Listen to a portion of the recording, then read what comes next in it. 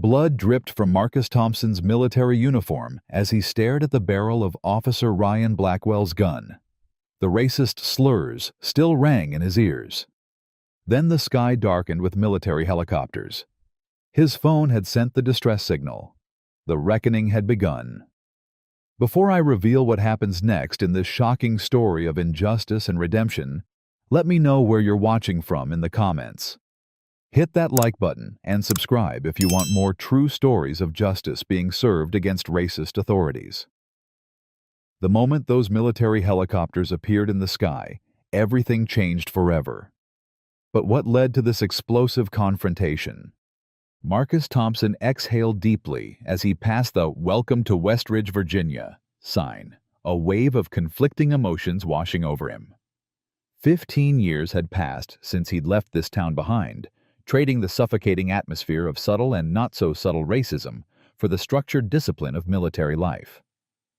Now a decorated Black Army major with multiple tours in Afghanistan under his belt, Marcus gripped the steering wheel tighter, his knuckles tensing as familiar landmarks triggered memories he'd tried to suppress. He wasn't returning for himself, but for Grandma Ellie, whose trembling voice on their last call had convinced him she needed him more than ever. Her health was declining, and as her only living relative, Marcus couldn't stay away any longer, no matter how much this town had wounded him. The modest house where he'd grown up under his grandmother's care after his parents' death came into view, its peeling paint and sagging porch, a testament to how difficult things had become for her. Marcus parked his rental car and took a moment to compose himself, straightening his casual civilian clothes that felt strange after so many years in uniform. He'd chosen to dress down for the drive wearing jeans and a simple button-up shirt, hoping to blend in rather than announce his military status in this predominantly white suburban neighborhood, where even as a child he'd learned to make himself invisible to avoid trouble. As he stepped onto the familiar cracked walkway, memories flooded back unbidden. The time Mr. Peterson from next door called the police because 12-year-old Marcus was suspiciously walking home from school. The high school guidance counselor who suggested vocational training despite his perfect GPA while recommending college prep courses for his white classmates. The police officer who detained him for matching a description when he was 16, walking home from his part-time job. These wounds had driven him to join the Army seeking a meritocracy where his abilities might matter more than his skin color. The military had become his true home, a place where he'd excelled beyond expectations. Marcus had risen quickly through the ranks, becoming the youngest Black officer to lead an elite tactical unit specializing in high-risk operations. His chest bore the weight of multiple medals for bravery, including a Purple Heart and a Silver Star for an operation in Kandahar that had saved 37 civilian lives. His specialized training included advanced communications technology, which had earned him a position working directly with Pentagon brass on next-generation battlefield systems. Grandma Ellie's embrace was as fierce as ever, despite her fragile frame. "My boy," she whispered, her eyes taking in the man he'd become. "Look at you. A major now."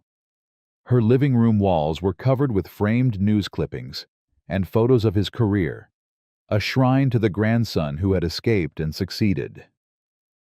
For 3 days, Marcus settled into a careful routine, helping around the house organizing her medications and catching up on years of stories. On the 4th day, Grandma Ellie's prescription needed refilling, along with a grocery run. "Take my car," she insisted, pressing the keys to her ancient Buick into his palm. "Save your rental money." Marcus had inspected the old car, carefully noticing the worn tires and several minor issues, including a cracked taillight he made a mental note to fix the next day. As he carefully drove the 5 miles to the pharmacy, Marcus remained vigilant out of habit. His military training had honed his situational awareness to a razor's edge, and he instinctively noted each police car he passed. In his jacket pocket, he carried his military-issued smartphone, a prototype device that his unit had been testing for the past 6 months. Unlike commercial phones, This device featured military-grade encryption, advanced biometric monitoring, and an emergency protocol system that could send distress signals with location data, audio, and video to command centers. All members of his unit carried these phones for emergencies during their classified operations. Marcus pulled into the pharmacy parking lot, unaware that his taillight issue had already caught the attention of Officer Ryan Blackwell, who had followed him for the last mile running his plates and discovering the car belonged to an elderly black woman. Blackwell watched from his patrol car as Marcus entered the pharmacy, already deciding this was a suspicious situation worth investigating. As Marcus exited the pharmacy with his grandmother's medication, he noticed the police cruiser parked behind the Buick, its lights now flashing. The officer was already out of his vehicle, hand resting casually but purposefully on his holstered weapon. Marcus recognized the stance immediately, the posture of someone preparing for confrontation rather than conversation. His military training kicked in as he calmly placed the pharmacy bag on the hood of the Buick and prepared to face a situation all too familiar from his youth in Westridge. Officer Ryan Blackwell approached with a swagger that Marcus had seen countless times before, the body language of authority, looking for submission rather than respect. This traffic stop was about to become something much more dangerous, and Marcus could feel it in his bones. "License and registration now," Officer Blackwell demanded without preamble, his hand already resting on his weapon, despite Marcus having both hands clearly visible on the steering wheel. Marcus noticed the officer's nameplate and kept his voice level, drawing on years of military discipline. "Good afternoon, Officer Blackwell. May I ask what seems to be the problem?" he asked politely. The officer's face hardened. "You've got a taillight out. I said license and registration." The tone carried unmistakable hostility, something Marcus had encountered too many times before in his hometown. Carefully telegraphing his movements, Marcus replied, "I'm going to reach for my wallet in my back pocket, officer." Blackwell tensed visibly as Marcus slowly retrieved his wallet. "I'm actually Major Marcus Thompson, United States Army. I'm in town visiting my grandmother whose car this is." He handed over his military ID along with his driver's license. Officer Blackwell barely glanced at the military identification before scoffing. "Major Wright. And I'm the Secretary of Defense." The dismissal was immediate, the disbelief transparent. Marcus remained calm, though his pulse quickened. This wasn't Blackwell's first such encounter. Just 3 months earlier, Blackwell had pulled over James Wilson, a black high school teacher, claiming his music was too loud. Dashcam footage later revealed Wilson's windows were up, and no music was playing. 6 months before that, Blackwell had detained Tanya Brooks, a black nurse, for suspicious behavior when she was simply jogging in her own neighborhood. And most notoriously last year, Blackwell had drawn his weapon on 17-year-old Michael Carter for allegedly shoplifting, though security footage later proved the teenager had paid for his items. In each case, complaints were filed, and in each case Police Chief Walter Freeman had personally intervened, ensuring the complaints disappeared into administrative limbo. Freeman and Blackwell's relationship extended beyond professional courtesy. They were brothers-in-law, with Freeman having married Blackwell's sister 20 years ago. "Step out of the vehicle," Blackwell ordered, his voice rising. "But sir, I've provided my identification," Marcus replied calmly. "The car belongs to my grandmother, Eleanor Thompson. Her registration is in the glove compartment." Blackwell's face flushed with anger. "I don't believe this is your grandmother's car. This looks like a stolen vehicle situation to me. Now step out before I make you step out." Marcus knew better than to argue. With careful, deliberate movements, he unbuckled his seatbelt and opened the door, keeping his hands visible at all times. "Sir, I'm going to access the glove compartment to get the registration with your permission," Marcus stated. Without waiting for a response, Blackwell barked, "Keep your hands where I can see them. This military ID is obviously fake. No way someone like you is an officer." The slur was implied, but unmistakable. Marcus felt a familiar cold dread settling in his stomach. He'd left this town precisely to escape such treatment, yet here it was again unchanged after 15 years. He noticed Blackwell's dashboard camera had a small piece of black tape over its indicator light. "Officer, is your camera functioning?" Marcus asked, knowing the question would aggravate Blackwell, but needing to establish the record. "Mind your own business," Blackwell snapped. "Turn around and put your hands on the car." What Blackwell didn't know was that the moment his hostile tone registered Marcus's military phone in his pocket, had silently activated its passive recording function, capturing both audio and video through a tiny lens in its case. The phone's advanced AI had detected stress patterns in both voices and had begun monitoring the situation. Marcus complied with the order, placing his hands on the roof of the Buick and spreading his legs as directed. Blackwell roughly patted him down, lingering pointedly on his pockets and groin area in a deliberate attempt to humiliate. "What's this?" Blackwell demanded, removing the military phone. "That's my government-issued phone, officer. It's military property." Blackwell sneered, tossing the device onto the car's hood. "Sure it is, just like you're a major, right?" He proceeded to handcuff Marcus, the metal cutting painfully into his wrists. "You're being detained on suspicion of grand theft auto and impersonating a military officer." Marcus remained silent, knowing from both military training and bitter life experience that protests would only escalate the situation. From across the street, an elderly white woman watched from her porch, her expression troubled as she witnessed Blackwell's aggression. She discreetly lifted her own phone and began recording. Blackwell continued his verbal barrage, the taunts becoming increasingly racial. "You people always think you're above the law, stealing cars, making up stories." He shoved Marcus against the vehicle, causing his head to impact the roof with a dull thud. "Officer, I respectfully request that you call my commanding officer. I can provide the number." Marcus said, his voice still level, despite the growing pain in his wrists and the throbbing in his temple. "Shut up. I'm calling this in as a stolen vehicle and a case of stolen valor. Impersonating a military officer is a federal offense." Blackwell's radio crackled as he called for backup, his description of the situation bearing little resemblance to reality. "Dispatch, I've got a combative suspect, possible grand theft auto, claiming to be military, but clearly lying. Need backup at the West Ridge Pharmacy parking lot."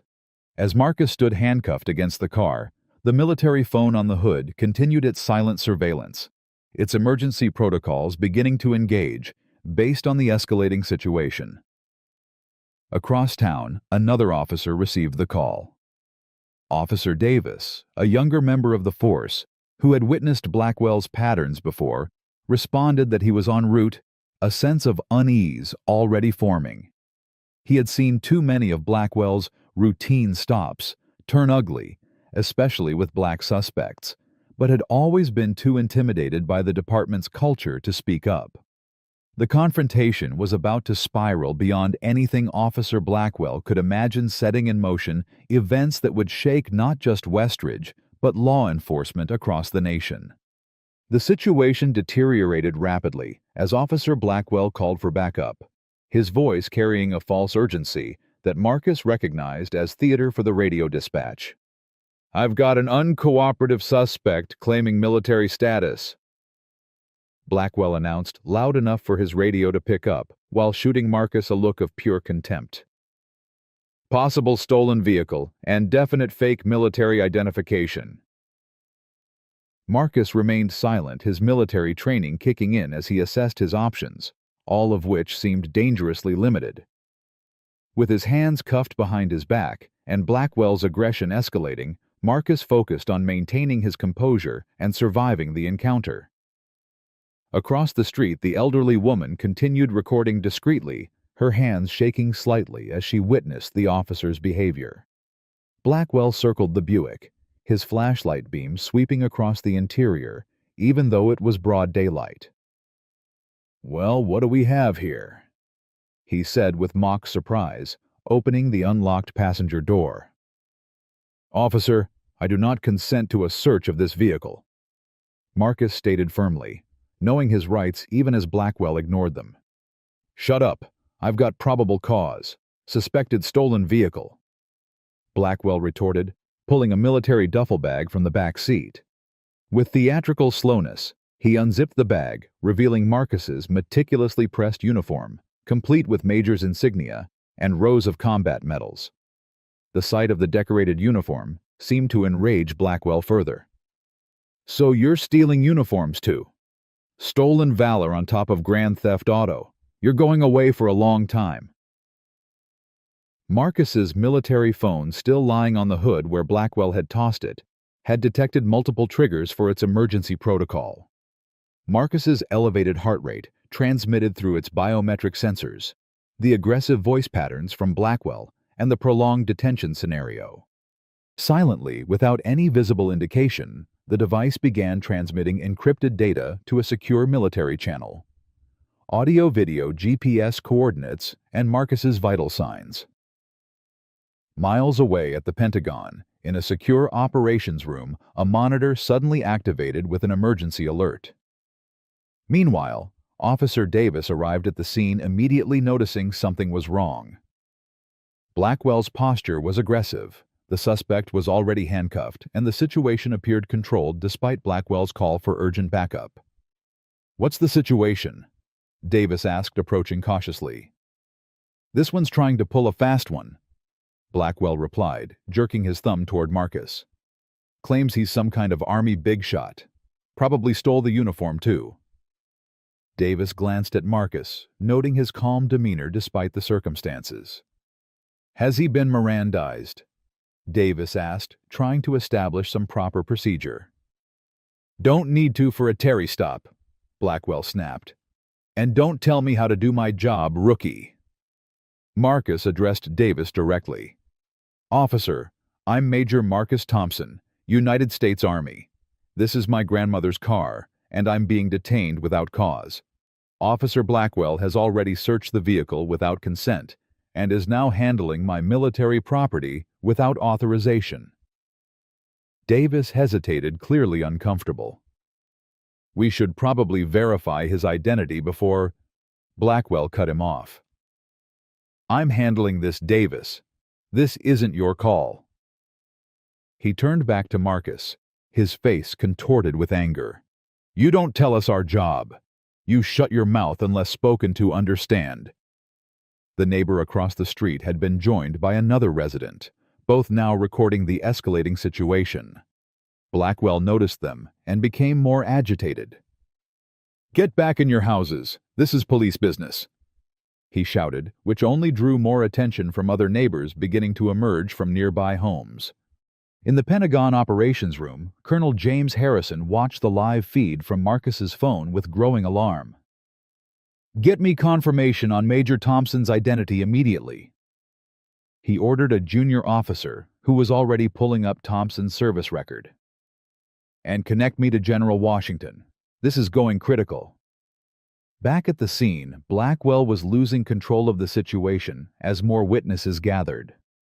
His face flushed with rage and embarrassment. "Get in the cruiser," he ordered Marcus, grabbing his arm roughly. "We're taking this downtown." Marcus complied, moving toward the police car with dignity despite the handcuffs. As he turned to enter the back seat, Blackwell suddenly shoved him hard against the vehicle. Marcus, unable to use his hands to brace himself, twisted his body instinctively to avoid face-planting into the car door. "He's resisting," Blackwell shouted for the benefit of onlookers, though Marcus had done nothing of the sort. In one fluid motion, Blackwell drew his weapon. "Don't move." The surrounding witnesses gasped as the situation escalated without warning. Davis stepped forward.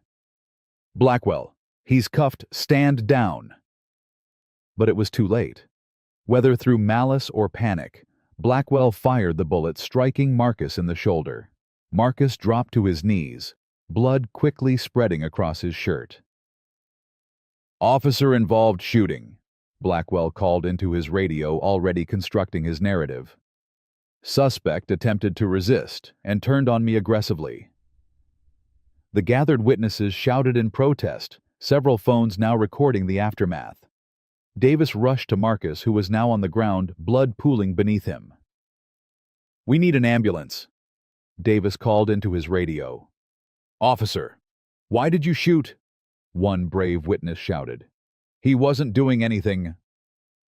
Blackwell pointed his weapon toward the gathering crowd. "Stay back. This is a police matter." Inside the Pentagon operations room, the video feed showed Marcus's perspective as he fell to the ground, the audio capturing the gunshot and subsequent chaos. Colonel Harrison was now on the phone with General Victoria Washington. "General, one of our officers has just been shot by local police during what appears to be an illegal detention. Major Thompson from Special Tactical Division. We have it all on video through his emergency protocol device."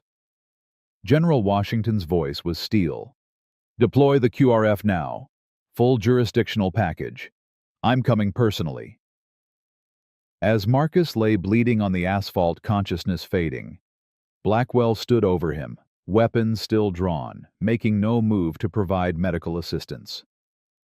"Should have complied," he muttered, not realizing that everything was still being transmitted, every word recorded for authorities far beyond his comprehension. The last thing Marcus heard before losing consciousness was the distant sound of helicopter rotors approaching rapidly from the east. Do you think Officer Blackwell was justified in shooting Marcus Thompson? Comment number 1 if you believe this was a clear case of police brutality. Or number 2 if you think there might be more to the story than we've seen. Hit that like button if you're outraged by what happened to Major Thompson, and subscribe to follow this incredible story of justice. What do you think will happen when the Pentagon realizes one of their decorated officers has been shot? The military response is about to change everything, and you won't believe what happens next. Alarms blared through the Pentagon's Special Operations Command Center as Marcus Thompson's military-grade phone transmitted the escalating confrontation in real time. The secure monitoring station, typically reserved for overseas operations, now displayed domestic coordinates, along with critical biometric data showing Marcus's rapidly declining vital signs. Colonel James Harrison burst into the room, summoned by the emergency protocol alert. "Status report now," he demanded, his eyes immediately drawn to the multiple screens showing the unfolding situation. Lieutenant Rodriguez, the communications specialist on duty, responded instantly. "Sir, we're receiving a priority alpha distress signal from Major Thompson's device. Live audio and video transmission indicates he's been detained by local law enforcement in West Ridge, Virginia, and has just been shot. Vitals are showing significant blood loss and decreasing heart rate." Harrison's face darkened as he watched the footage, recognizing Marcus immediately.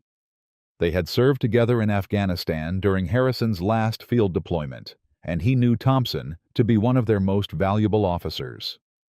Just 3 weeks ago, Thompson had completed a classified operation extracting a high-value intelligence asset from a hostile territory, demonstrating once again his exceptional judgment under pressure.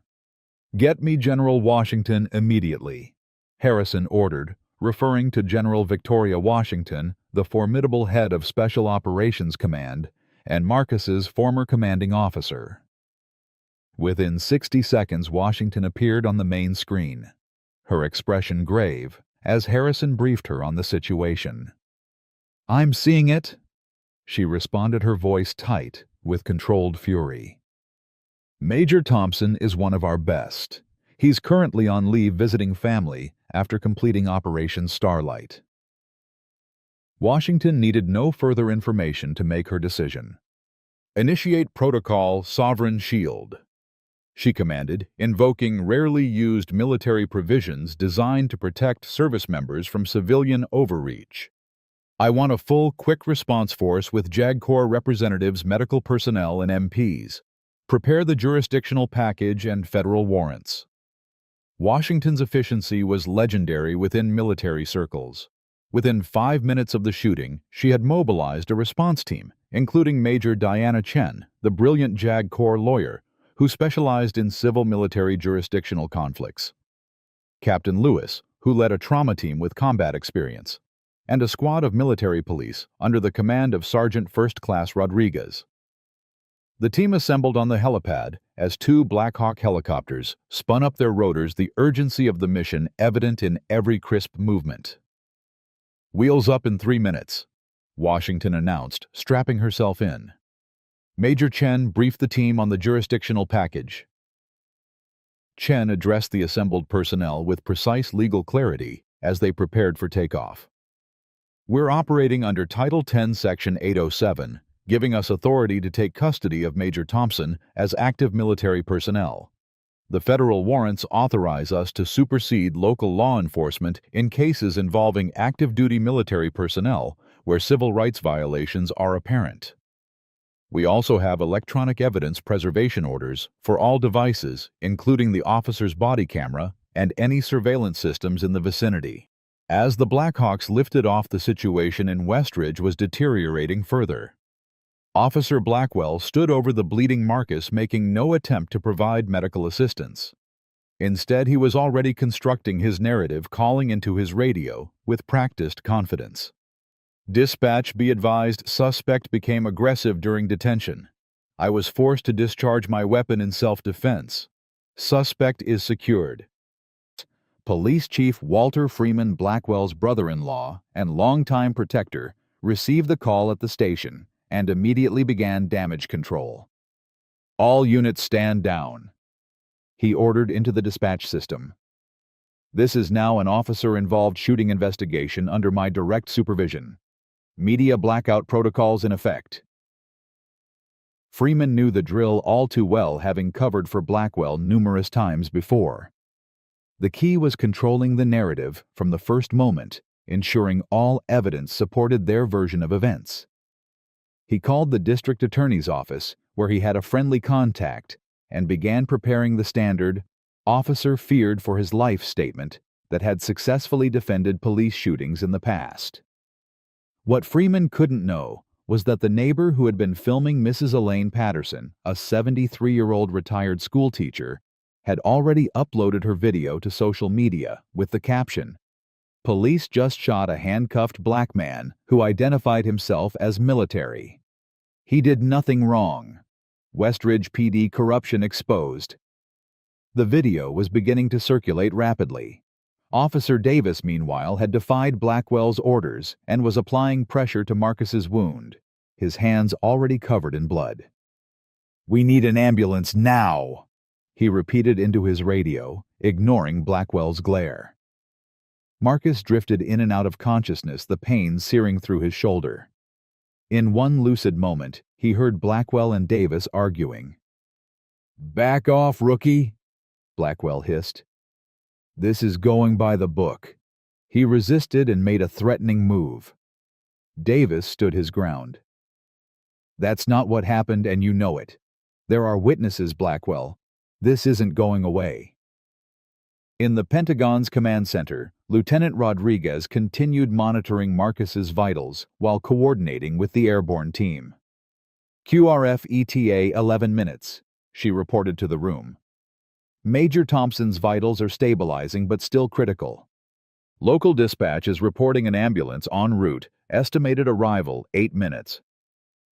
Harrison nodded grimly. "Keep the channel open. Record everything." The evidence they were accumulating would be irrefutable from multiple angles.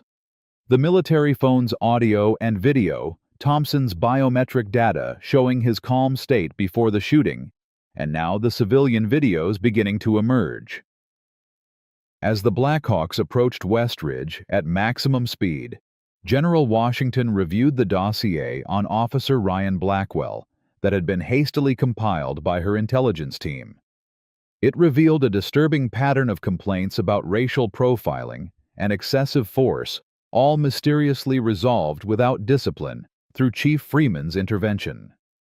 Washington's face remained impassive, but those who knew her recognized the controlled rage in her eyes. She had fought through countless barriers as a black woman rising through military ranks, and she had zero tolerance for abuse of power.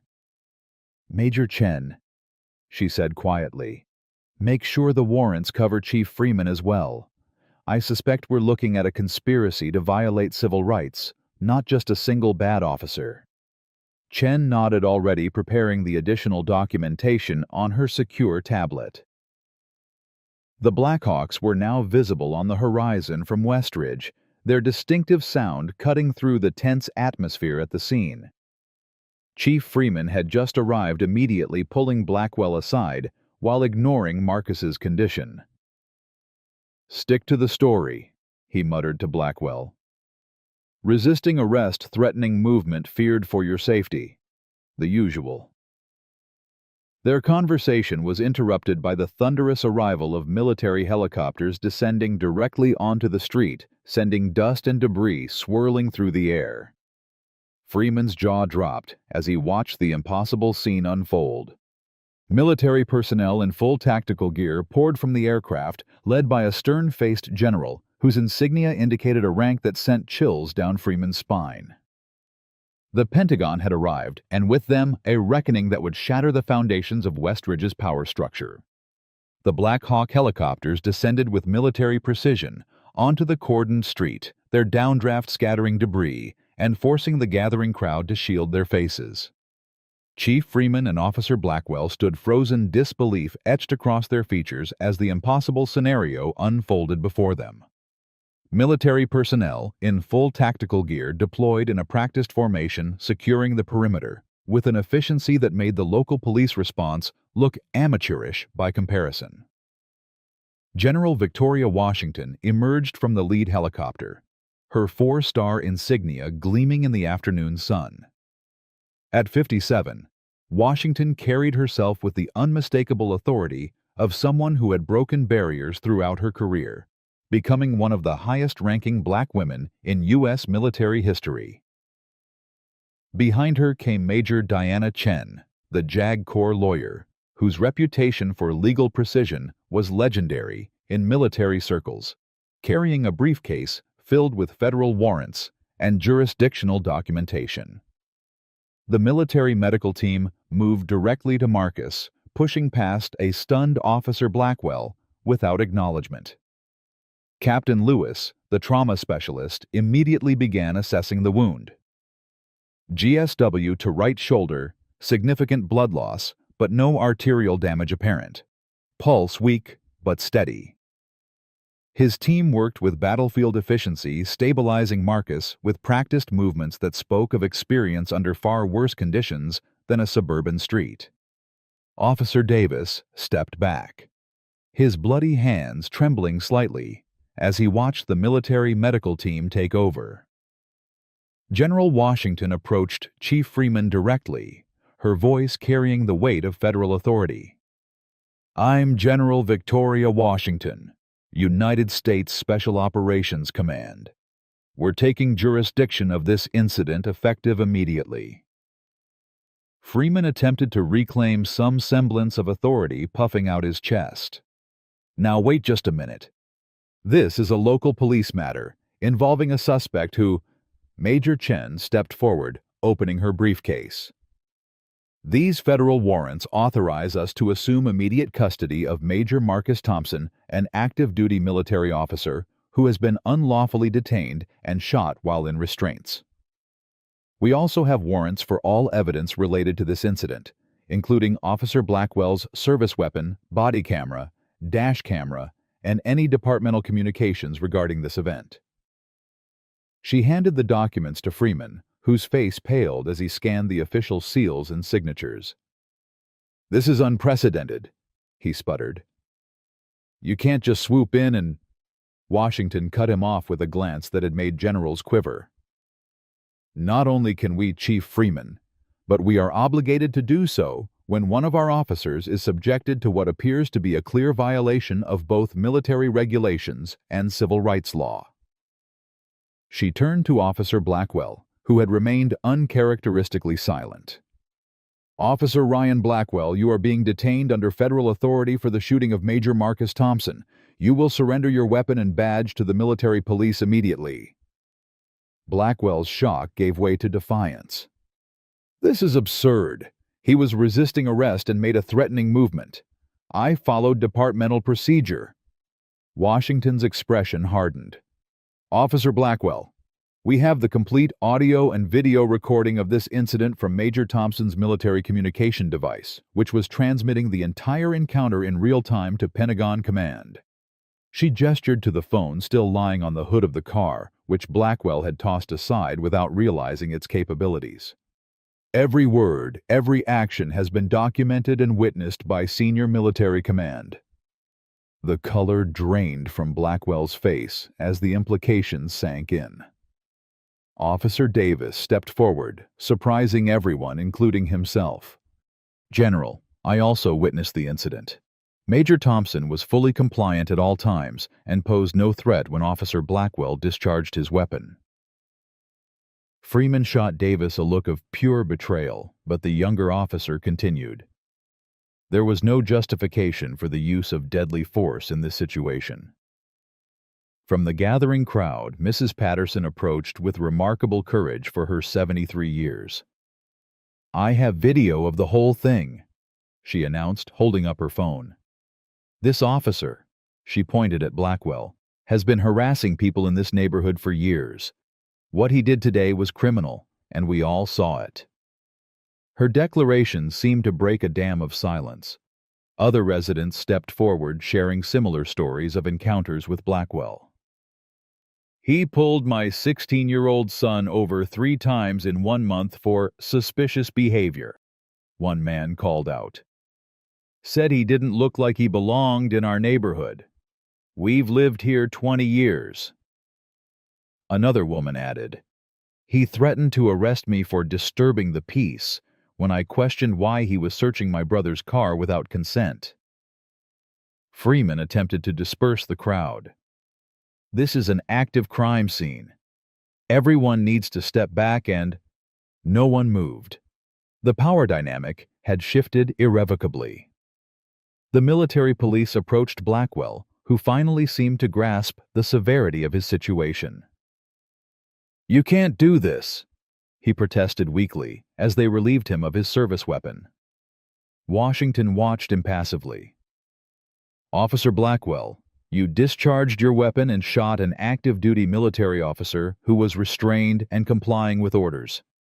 That's assault on military personnel, a federal offense carrying significant penalties. You will be detained while this incident is fully investigated." The military medical team had stabilized Marcus and was preparing to transport him to the helicopter. As they lifted the stretcher, Marcus regained consciousness briefly, his eyes finding Washington. Recognition flickered in his pain-clouded gaze. "General," he whispered hoarsely. Washington moved to his side, leaning down. "We've got you, Major. Rest now." As Marcus was loaded into the helicopter, Washington turned back to Chief Freeman. "Chief, this incident reveals a pattern of behavior that warrants a comprehensive investigation of your department. Major Chen will be overseeing that process with full federal authority." Freeman's practiced confidence crumbled entirely. "You can't just come in here and take over my department." Washington's response was measured, but left no room for argument. When a pattern of civil rights violations becomes evident, particularly involving military personnel, we not only can, but are obligated to intervene. I suggest you cooperate fully, as obstruction will only compound the legal issues your department now faces. The crowd that had gathered was growing larger by the minute, many recording the unprecedented scene on their phones. The local news van had arrived, capturing footage of Officer Blackwell being escorted to a military vehicle, while Chief Freeman stood helplessly watching his carefully constructed system of protection and privilege crumble around him. Washington addressed Major Chen as they prepared to depart. "I want every complaint ever filed against Officer Blackwell and this department. Every traffic stop, every detention, every use of force incident for the past 10 years. If there's a pattern here, And I suspect there is. We're going to expose it completely. Chen nodded. Already initiated, General. We'll have preliminary findings within 24 hours. As the helicopters prepared for takeoff with Marcus securely aboard the medical transport and Blackwell in custody in the second aircraft, Washington surveyed the scene one last time. The gathering of citizens. The defeated posture of Chief Freeman, the news cameras capturing it all. This was just the beginning of a reckoning that would reverberate far beyond Westridge. The machinery of justice, so often stalled or diverted in cases like these, was now moving with the unstoppable momentum of military efficiency. And at its helm stood General Victoria Washington, whose expression left no doubt that she would see this through to its conclusion, no matter how powerful the opposition might become. The military hospital corridor buzzed with activity as Marcus Thompson drifted between consciousness and darkness. The surgical team had worked for 4 hours to repair the damage caused by Officer Blackwell's bullet, which had shattered his clavicle before lodging near his shoulder blade. Captain Reyes, the lead surgeon, stepped out of the operating room to brief General Washington, who had remained at the hospital despite the late hour. "He'll recover fully," Reyes reported. "The bullet missed the major blood vessels and nerve clusters. He's lucky. If the shot had been 2 inches lower, we'd be having a different conversation." Washington nodded grimly. "When can I speak with him?" "He'll be sedated for at least 12 hours. The trauma and blood loss were significant. I'd recommend tomorrow afternoon at the earliest." As Marcus lay in recovery, his mind drifted through fragments of memory. He saw his father, Staff Sergeant Joseph Thompson, in his dress uniform, explaining to 10-year-old Marcus why they needed to be twice as good, twice as careful as everyone else. "The uniform doesn't shield us from everything, son," his father had said, after being passed over for promotion despite exemplary service. "But it gives us a fighting chance at respect." Joseph Thompson had died during a training accident 3 years later, leaving Marcus and his mother to navigate a world that seemed determined to view them with suspicion. When Marcus's mother succumbed to cancer during his senior year of high school, it was Grandma Ellie who stepped in, using her modest savings to help him through the hardest days. The military had become Marcus's salvation and true family. Through discipline, excellence, and sheer determination, he had risen through the ranks, earning the respect of his peers and superiors. The same barriers that had confronted his father remained, but Marcus had found ways to overcome them, becoming a leader whose tactical brilliance and calm under pressure had saved countless lives. In another part of the hospital, Eleanor Thompson arrived, escorted by military personnel who had flown her in from Westridge. Despite her 78 years and arthritis that made walking painful, she carried herself with dignity as she was brought to her grandson's room. Washington met her in the hallway, introducing herself with genuine respect. "Mrs. Thompson, I'm General Victoria Washington. Your grandson serves under my command. He's one of our finest officers."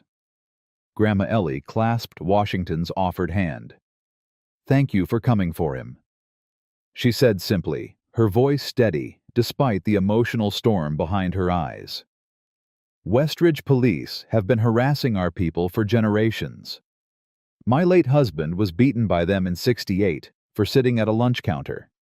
My son was arrested for looking suspicious when he was just walking home from work.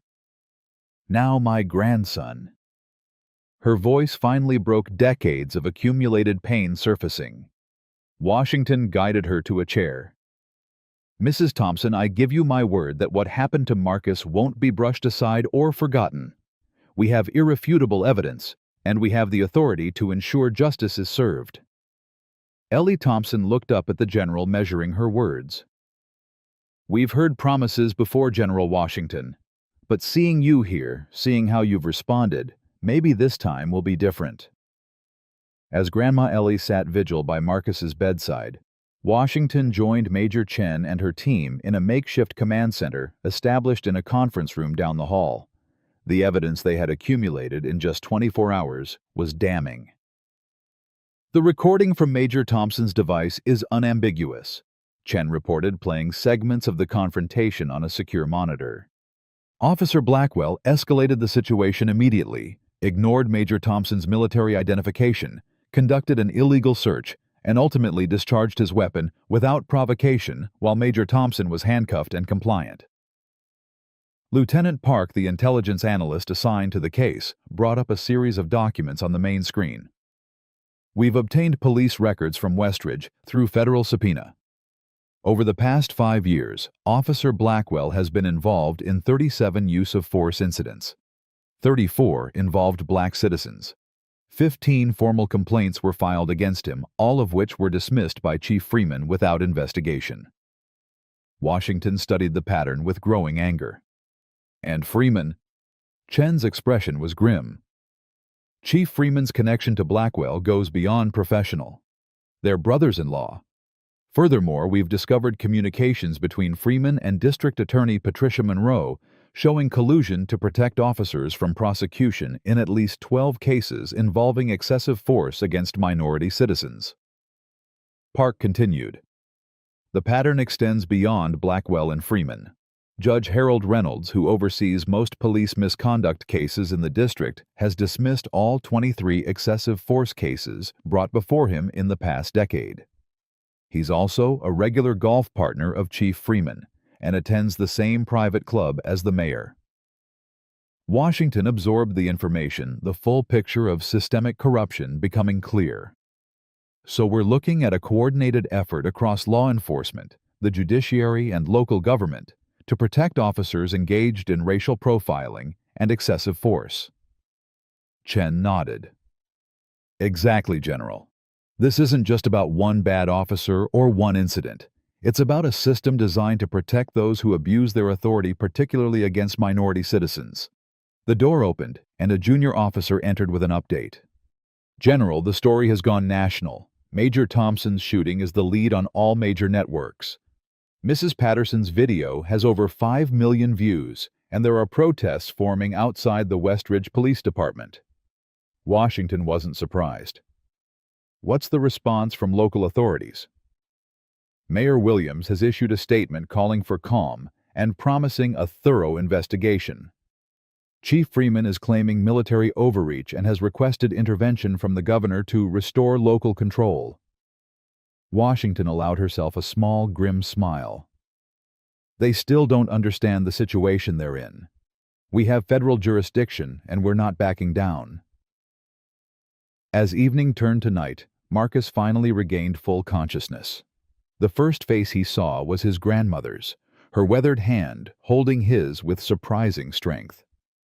"Grandma," he whispered, his throat dry from the intubation during surgery. "You're safe now, baby," she assured him, tears in her eyes. "The general and her people came for you. They're not letting this go." Washington entered a few minutes later, her presence filling the room despite her modest stature. "Major Thompson?" she said, her formal address belied by the genuine concern in her voice. "Welcome back." Marcus attempted to sit up straighter, but winced at the pain in his shoulder. "General Washington, thank you for the extraction. Not quite as complicated as Kandahar, but just as appreciated." Washington allowed herself a small smile at his reference to a classified operation where she had personally authorized a dangerous extraction under enemy fire. "How are you feeling?" "Like I've been shot, ma'am," Marcus replied with a hint of his usual dry humor. "But I've had worse." His expression turned serious. "What happens now?" Washington pulled a chair beside his bed, her decision already made. "That depends partly on you, Major. We have overwhelming evidence against Officer Blackwell, Chief Freeman, and potentially several other officials in Westridge. The Department of Justice is prepared to open a civil rights investigation based on our findings. But I need to know if you want to press forward with this. It will mean publicity scrutiny and potentially becoming the face of a much larger issue." Marcus was silent for a long moment, looking at his grandmother, whose eyes reflected generations of injustice endured and resistance maintained. "With respect, General, We both know this isn't really about me. This is about every black person who's ever been pulled over for driving, while black every kid who's been harassed for being in the wrong neighborhood, every family that's lost someone because an officer claimed to fear for their life. He straightened, despite the pain his military bearing asserting itself. If my case can help change the system even a little, then yes, I want to press forward, all the way. Washington nodded, respect evident in her eyes. That's what I thought you'd say, Major. Rest now. You're going to need your strength for what's coming. As Washington left the room, her phone buzzed with a notification. The president had been briefed on the situation and wanted an update personally. The wheels of justice were beginning to turn, but powerful forces were already mobilizing to stop them. Do you believe Major Thompson made the right decision to pursue justice against the corrupt police department? Comment number 1. If you think he's a hero for fighting systemic racism, or number 2, if you think he should focus on his recovery instead of taking on this battle.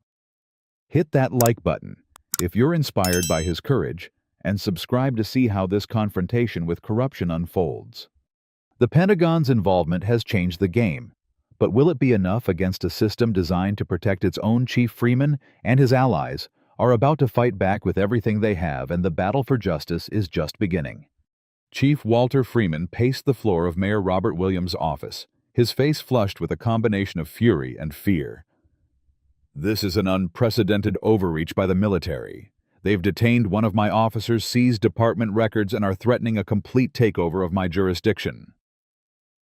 Mayor Williams, a silver-haired politician with 40 years of maintaining the status quo, nodded sympathetically while calculating the political ramifications.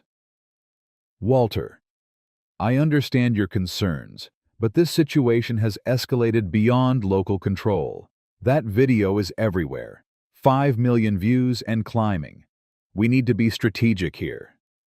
Freeman slammed his fist on the mahogany desk. Strategic. They're dismantling everything we've built if they dig deep enough. He let the sentence hang, the implication clear to both men.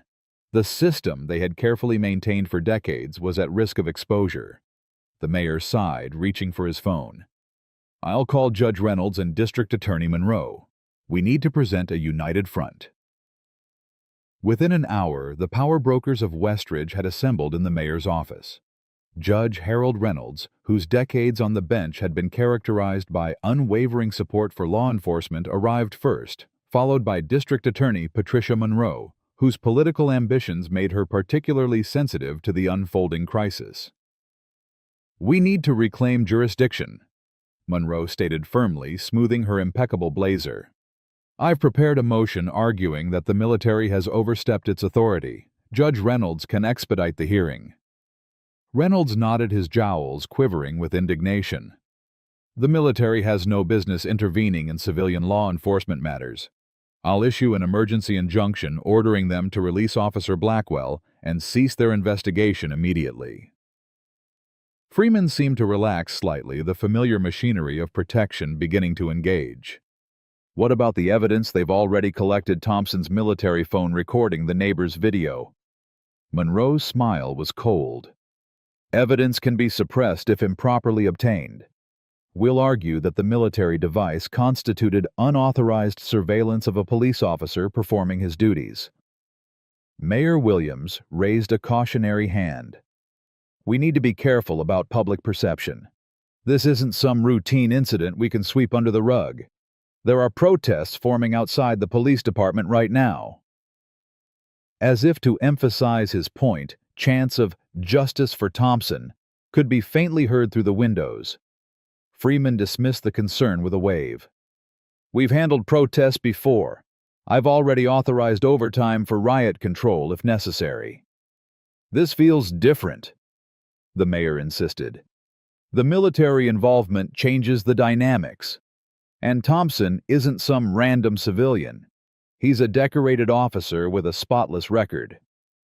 While the Westridge power structure plotted their resistance, General Washington was engaged in her own strategic planning.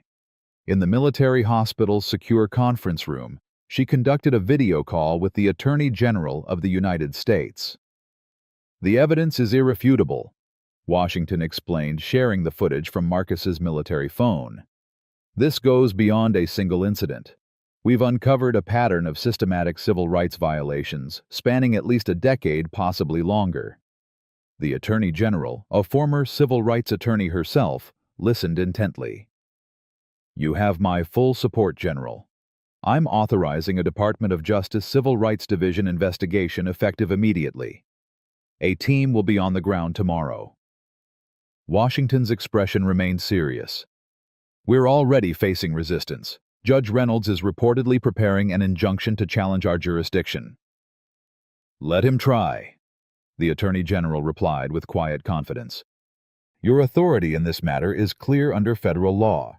Any attempt to obstruct a DOJ civil rights investigation will only add to their legal problems."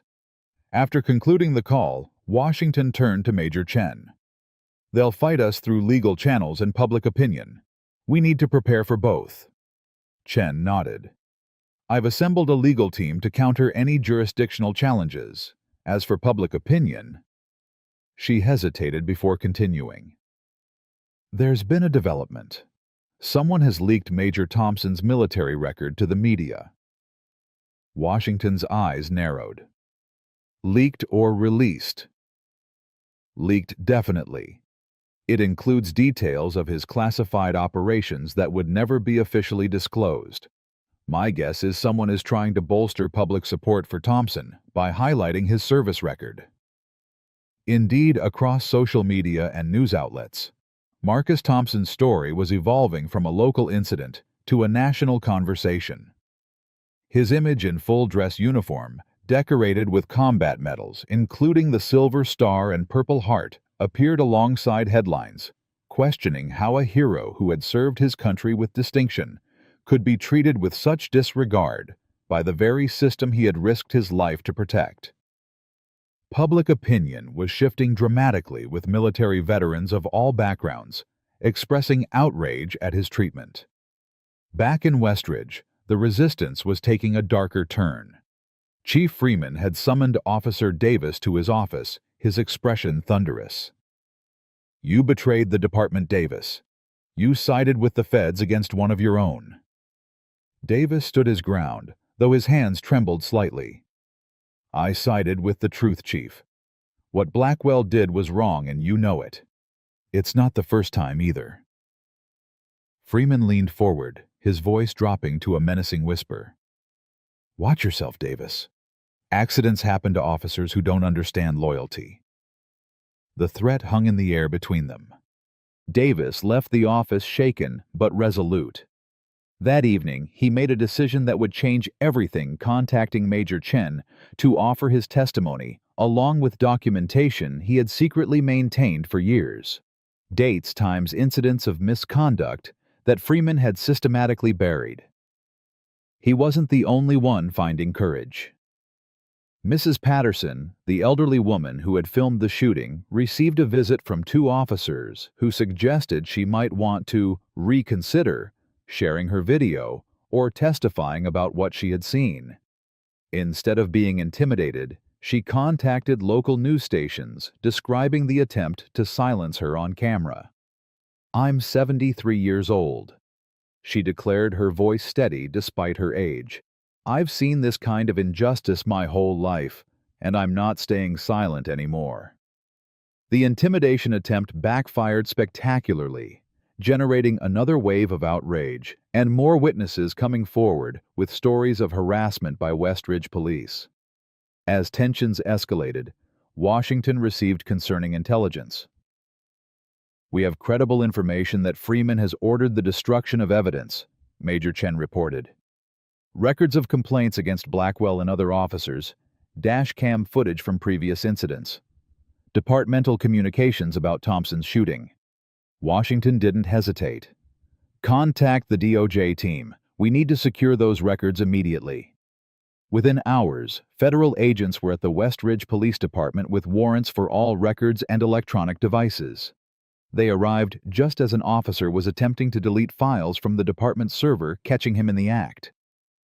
Freeman, watching his carefully constructed system of protection crumble, made a desperate call to Senator William Barton, a powerful figure known for his law and order stance and close ties to police unions. "Senator, the military is overstepping its bounds in Westridge. They're undermining local law enforcement authority and demoralizing our officers." The senator, ever conscious of his police union supporters, promised to raise the issue with the Secretary of Defense, applying political pressure to rein in Washington's investigation. Meanwhile, Judge Reynolds issued his emergency injunction as planned, ordering the military to release Blackwell and cease their investigation. Major Chen received the document with a small smile. "Exactly as we anticipated," she told Washington, already preparing their response. The legal battle was joined, but the momentum had shifted irrevocably. The truth was emerging, and no amount of political maneuvering could stop it now. In his hospital room, Marcus continued his recovery, gaining strength each day. Washington kept him informed of developments, including the growing resistance from Westridge officials. "They're fighting back hard," she told him, "but they've underestimated what they're up against." Marcus nodded, understanding the dynamics all too well. "They've operated with impunity for so long they can't imagine being held accountable. That's why this case matters so much." Washington studied him thoughtfully. "Your grandmother told me about your family's history with Westridge police. Your grandfather at the lunch counter in '68, your father's arrest." Marcus's expression tightened. "3 generations facing the same injustice. I joined the military hoping to find a system based on merit rather than bias. Now I'm using that same system to fight for change where I grew up." As Marcus spoke, Washington recognized the leadership qualities that had marked him for advancement in the military. His personal stake in the fight against injustice was matched by a strategic mind capable of seeing the bigger picture. The battle for Westridge was becoming a potential turning point in the larger struggle for police accountability nationwide. And despite the powerful forces aligning against them, Washington felt a growing confidence that this time the outcome would be different. The Department of Justice team arrived in Westridge with the quiet efficiency that characterized federal interventions. Led by Special Agent Danielle Ortiz, a 20-year veteran of civil rights investigations, the team established operations in the federal building on the edge of town, deliberately separate from both military and local authorities. Their arrival sent shockwaves through the Westridge power structure, signaling that the case had escalated beyond even military jurisdiction into a full federal civil rights investigation. Agent Ortiz wasted no time summoning officers for interviews and dispatching teams to secure records before they could be destroyed. "We have reason to believe there's been systematic suppression of complaints against certain officers," she explained to her team during their initial briefing. "Our priority is to recover those records and identify patterns of misconduct." The investigation quickly uncovered what Marcus Thompson and other black residents of Westridge had known for years. Certain officers, particularly Ryan Blackwell, operated with virtual immunity from consequences. Traffic stop data revealed that black drivers were 7 times more likely to be pulled over than white drivers, and 12 times more likely to have their vehicles searched. Use of force incidents followed a similar pattern with black citizens, accounting for 84% of cases, despite making up only 17% of the population. More disturbing was the discovery of an informal quota system pushed by Chief Freeman, with officers pressured to make a certain number of arrests in predominantly black neighborhoods each month. As federal agents dug deeper, Officer Davis made his move. Arriving at the DOJ temporary headquarters with a thumb drive containing 3 years of meticulous documentation, he found himself joined by 5 other officers, mostly younger members of the force, who had been uncomfortable with departmental practices, but afraid to speak out alone. "I've been keeping records," Davis explained to Agent Ortiz. "Dates, times, incidents where procedure was violated, but complaints were buried. There's a pattern, especially with Blackwell, but it goes beyond him. It's systemic. One of the younger officers, Rodriguez, added, Chief Freeman made it clear what would happen to anyone who crossed the thin blue line. Career suicide at best, actual danger at worst. But seeing what happened to Major Thompson, a decorated soldier treated that way, it was the last straw. Their testimony proved invaluable, providing insider context to the statistical patterns emerging from the data. Agent Ortiz established a whistleblower protection protocol for the officers, knowing they faced significant risks for coming forward. Chief Freeman, meanwhile, was making a critical mistake. Under investigation and feeling cornered, he attempted to destroy sensitive departmental communications, unaware that federal agents had already mirrored the department's servers. His clumsy cover-up efforts were captured in real time, adding obstruction of justice to the growing list of charges being prepared against him. Judge Reynolds, seeing the direction of the investigation, made a sudden announcement. Due to the appearance of potential conflicts of interest, I am recusing myself from all matters related to the Thompson case and subsequent investigations, he stated in a hastily called press conference. The recusal came just hours after federal agents were observed leaving his chambers with boxes of documents suggesting the judge had recognized his own legal vulnerability. District Attorney Monroe, always politically astute, sensed the changing winds and made a strategic pivot. She contacted Agent Ortiz, offering full cooperation with the federal investigation. My office is committed to justice and accountability, she declared, publicly distancing herself from Freeman and Reynolds. Her private calculations were transparent to the federal investigators. Better to join the right side of history now than be swept away when the full extent of the corruption was revealed. The governor, initially hesitant to involve himself in what he'd considered a local matter, now announced the formation of an independent state commission to investigate policing practices across the state, using Westridge as its starting point. The integrity of our justice system depends on equal application of the law, he stated, carefully positioning himself on the side of reform. At the military hospital, Marcus continued his recovery, working through painful physical therapy with the same determination that had characterized his military career. The bullet wound was healing, but the psychological impact lingered. Each session pushed him closer to the day he would face Blackwell in court, a confrontation he both dreaded and needed for closure. General Washington visited regularly, keeping him updated on the investigation's progress. Your grandmother has become something of a spokesperson, she informed him during one visit. She gave an interview about your family's history with Westridge Police that's gone viral. 3 generations of the same discrimination, the same abuse of power. Marcus nodded, unsurprised. Grandma Ellie had never been one to stay silent in the face of injustice. She witnessed it all: the struggle for civil rights, the promises of equality, and the reality that kept falling short. She has more right to speak on this than anyone. Washington agreed. She's helping others find their voices too. Since her interview, dozens of victims have come forward with their own stories of encounters with Blackwell and other officers. The pattern is undeniable now. The most significant development came when the neighbor's video of the shooting was enhanced by FBI technical specialists, clearly showing Marcus handcuffed and compliant when Blackwell fired. The enhanced video directly contradicted Blackwell's claim that Marcus had made a threatening movement, eliminating any remaining doubt about the officer's culpability.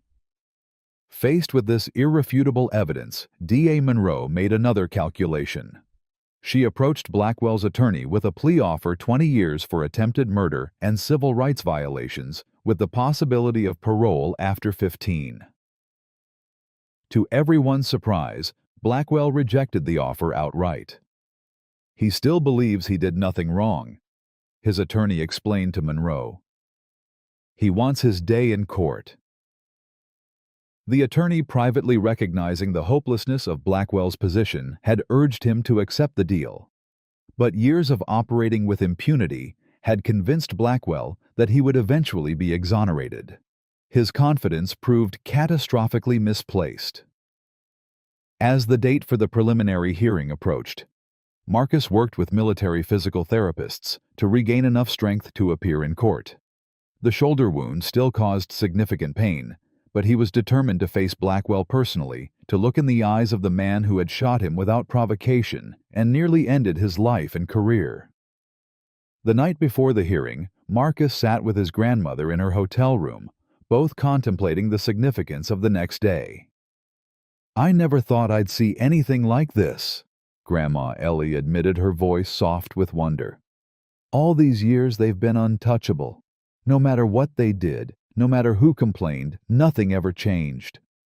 Marcus took her weathered hand in his. "This time is different. We have the evidence, we have the witnesses, and we have people in power willing to act." Ellie squeezed his hand. "Because of you, baby. Because you were someone they couldn't ignore or intimidate. But what about all those who don't have the Pentagon on speed dial? What happens to them?" Her question cut to the heart of the matter, reminding Marcus that his case, while important, was exceptional, primarily because of his position. For every Marcus Thompson, there were hundreds of unnamed victims who never received justice. "That's why this can't just be about my case," he replied, the core of his resolve hardening. "This has to be about changing the system itself." The next morning, Marcus Thompson walked into the federal courthouse in his full-dress uniform, medals gleaming on his chest, the sling supporting his injured arm, a visual reminder of what had brought them all to this moment. As he moved through the corridor toward the courtroom, he passed Ryan Blackwell, being led in the opposite direction, now in prisoner's garb rather than a police uniform. Their eyes met briefly, Blackwell's filled with undimmed defiance, Marcus's with the steady resolve of a man who had faced far worse enemies and prevailed. The reckoning had arrived not just for one officer or one department, but for a system that had protected its own at the expense of justice for too long. The federal courthouse stood imposing against the morning sky as crowds gathered outside, some carrying signs demanding justice, others there simply to witness history. National media had descended on Westridge, transforming a local case of police misconduct into a focal point for the ongoing national conversation about race policing and accountability. Inside the courtroom, Marcus Thompson sat at the prosecution table, his military uniform a stark contrast to the civilian attire around him. The bullet wound in his shoulder still required a supportive sling, a visual reminder to everyone present of the violence that had precipitated this moment. Across the room, Officer Ryan Blackwell sat with his defense team, his expression alternating between defiance and disbelief that he was actually facing trial. Chief Walter Freeman, Judge Harold Reynolds, and several other Westridge officials occupied seats in the gallery themselves, under investigation, but present to observe the proceedings that might foreshadow their own legal fate. The evidence presented over the next 7 days was overwhelming. The prosecution, led by a DOJ civil rights attorney, working alongside military lawyers, methodically constructed a case that left no room for reasonable doubt. The recording from Marcus's military phone provided a real-time documentation of the encounter, capturing Blackwell's escalating aggression, racial slurs, and ultimately the shooting of a handcuffed, compliant man. The enhanced video from Mrs. Patterson corroborated the military recording from a different angle, definitively disproving Blackwell's claim that Marcus had made a threatening movement. Most damaging was the testimony from Marcus himself, who took the stand on the third day. With military precision and composure, he recounted the events leading to his shooting, describing Blackwell's immediate hostility, the dismissal of his military identification, and the escalation that occurred despite his complete compliance with all commands. "At no point did I resist or threaten Officer Blackwell in any way," Marcus testified. I followed every instruction, precisely drawing on my military training to remain calm despite his increasing aggression and racial slurs. The defense attempted to portray Blackwell as a dedicated officer, making split-second decisions in a high-pressure situation. But this narrative collapsed under cross-examination by Major Chen, who had joined the prosecution team. "Officer Blackwell," she began, her voice precise and measured, "you testified that you feared for your safety when Major Thompson turned toward you, correct?" Blackwell straightened in his chair. "That's right." He made a sudden movement. Chen approached the witness stand. "Let's review the video evidence again." The courtroom screens displayed the enhanced footage, clearly showing Marcus handcuffed and standing still when the shot was fired. "Can you point to the sudden movement that threatened you?" Blackwell's composure cracked slightly. "The camera angle doesn't show everything." Chen pressed further. "Officer Blackwell, your own body camera was disabled during this encounter. Can you explain why?" "Equipment malfunction," he muttered, avoiding eye contact. Chen produced maintenance records. "Your body camera had been serviced just 3 days prior and was certified fully functional. This was the 6th equipment malfunction you reported in incidents involving black citizens in the past year alone. Quite a coincidence, wouldn't you say?" As Chen continued her methodical dismantling of Blackwell's defense, she introduced evidence of his history of racial bias, including text messages recovered from his phone containing slurs and derogatory comments about black residents of Westridge. Former complainants testified about their own encounters with Blackwell, establishing a clear pattern of targeting black citizens for harassment and excessive force. The jury deliberated for just 4 hours before returning with their verdict. The courtroom fell silent as Blackwell rose to face judgment. "On the charge of attempted murder in the first degree, we find the defendant, Ryan Blackwell, guilty." The remaining verdicts followed in succession. Guilty on civil rights violations. Guilty on filing false police reports. Guilty on all counts. Blackwell's face drained of color as the full weight of the verdict settled on him. 2 weeks later, at the sentencing hearing, Judge Marilyn Torres, brought in from another district to ensure impartiality, addressed Blackwell directly. "The uniform you wore represents a sacred trust between law enforcement and the communities they serve. You violated that trust repeatedly and egregiously, using your badge as a shield for bigotry and violence." She sentenced him to 25 years in federal prison, with no possibility of parole for at least 20 years. The Blackwell trial was just the beginning. The Department of Justice investigation expanded to encompass the entire Westridge power structure. Chief Freeman faced multiple charges, including obstruction of justice, evidence tampering, and conspiracy to violate civil rights. Judge Reynolds, despite his attempted recusal, was removed from the bench pending an investigation into judicial misconduct for systematically dismissing valid complaints against police officers. The ripple effects extended beyond Westridge. The governor's independent commission recommended sweeping reforms to policing practices statewide, including mandatory body cameras, civilian review boards with actual authority, and enhanced training on bias recognition and de-escalation techniques. For Marcus Thompson, personal vindication came with professional recognition. After completing his recovery, he received a promotion and a new assignment, heading a Pentagon task force specifically focused on addressing discrimination and civil rights issues within both military and civilian law enforcement contexts. "Your experience bridges both worlds," General Washington explained when offering him the position. "You understand the military culture of accountability and the civilian reality of systemic bias. We need that perspective to create meaningful change." Marcus accepted the role with a clear vision of what he wanted to accomplish. Within 6 months, he established the Thompson Foundation for Police Accountability, using his military connections and newfound public platform to provide legal representation for victims of police misconduct who lacked the resources to fight for justice on their own. The technology that had saved his life, the military-grade phone with its advanced recording capabilities, became the inspiration for a new accountability program. Working with technology companies and civil rights organizations, Marcus helped develop a simplified version that could be distributed to communities most vulnerable to police misconduct, ensuring that future interactions would be documented with the same clarity that had proven so crucial in his own case. On a warm spring day, nearly a year after the shooting, Marcus visited his grandmother, now living in a comfortable new home in a better neighborhood, purchased with part of the substantial settlement he had received from Westridge.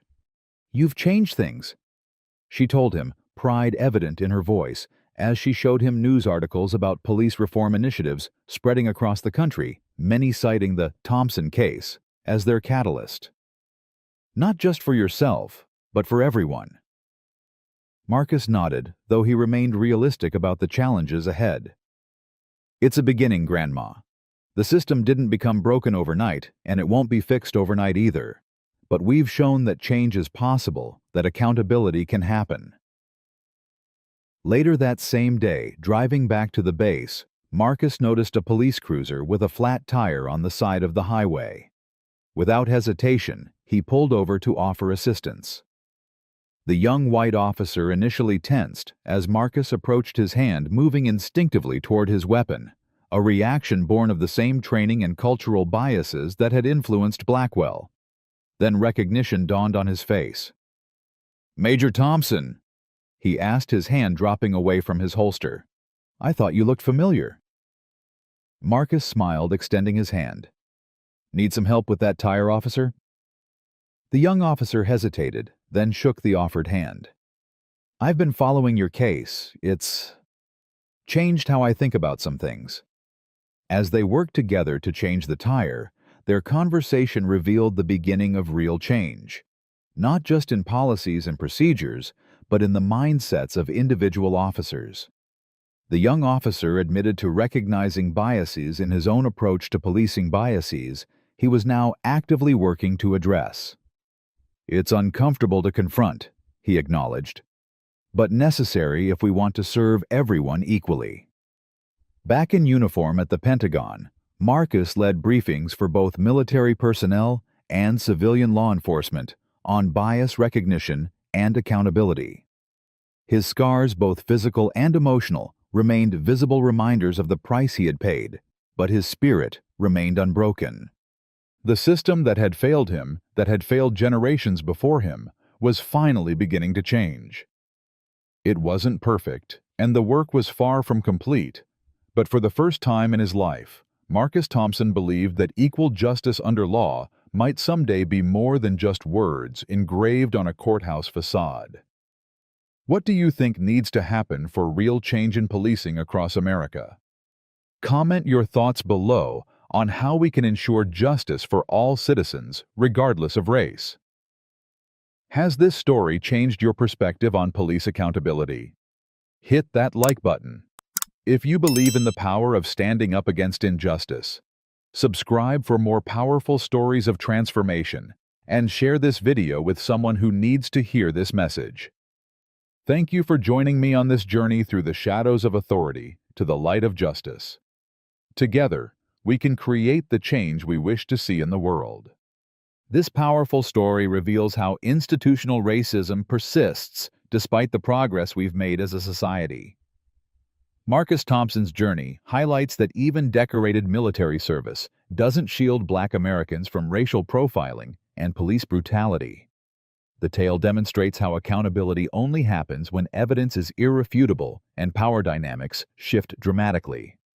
The military response symbolizes what true accountability could look like if our institutions prioritize justice over protecting their own.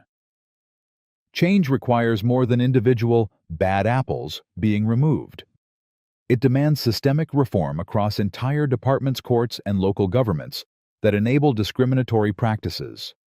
Most importantly, this story teaches us that lasting change often requires both insiders with courage like Officer Davis and outside intervention when local systems are corrupted. No single case solves systemic racism, but each victory creates momentum for broader reform. Marcus's foundation shows how those who achieve justice must extend that opportunity to others without his advantages. True justice isn't just punishment for wrongdoing, it's creating systems where such abuses can't happen again. What experiences have you or someone you know had with racial profiling or police misconduct? Have you ever witnessed injustice but felt powerless to intervene? Share your thoughts in the comments below. If this story moved you and you believe in accountability, for all hit that like button and subscribe for more powerful stories that expose hard truths about our society. Share this video with someone who needs to understand the reality many Americans face every day. Together, we can build a justice system that truly serves everyone equally. Thank you for witnessing Marcus's journey. May it inspire us all to stand up against racism wherever we encounter it.